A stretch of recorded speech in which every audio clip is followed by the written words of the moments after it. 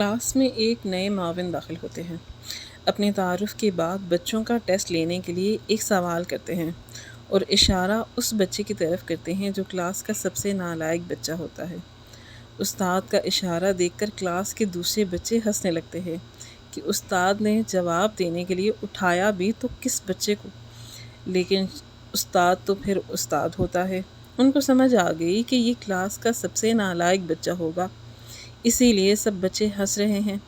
استاد نے بچے کو بیٹھنے کے لیے کہا اور درس دینے میں مصروف ہو گئے۔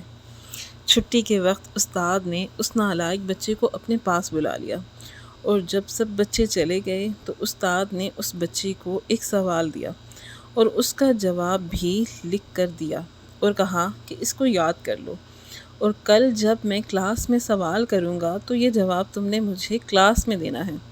بچے نے وہ سوال اور جواب یاد کر لیا۔ دوسرے دن جب استاد کلاس میں آئے تو انہوں نے وہی سوال جو اس نالائق بچے کو دیا تھا ساری کلاس سے پوچھا۔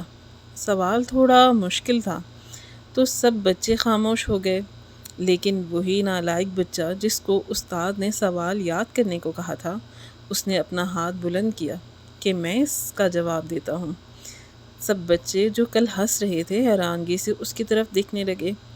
استاد نے اس بچے کو کہا، ہاں ہاں جواب دو۔ بچے نے فر اس سوال کا جواب سنا دیا۔ استاد نے شاباش دی اور اسے بیٹھنے کو کہا۔ اب اس نالائق بچے میں خوشی کے ساتھ ساتھ خود اعتمادی پیدا ہونا شروع ہو چکی تھی۔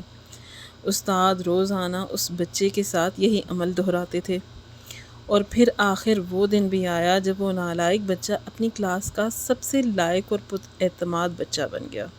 لہٰذا بچوں کی نفسیات سمجھ کر اگر ان کو ٹریٹ کیا جائے تو ہر بچہ اس معاشرے کا قابل فرد بن سکتا ہے۔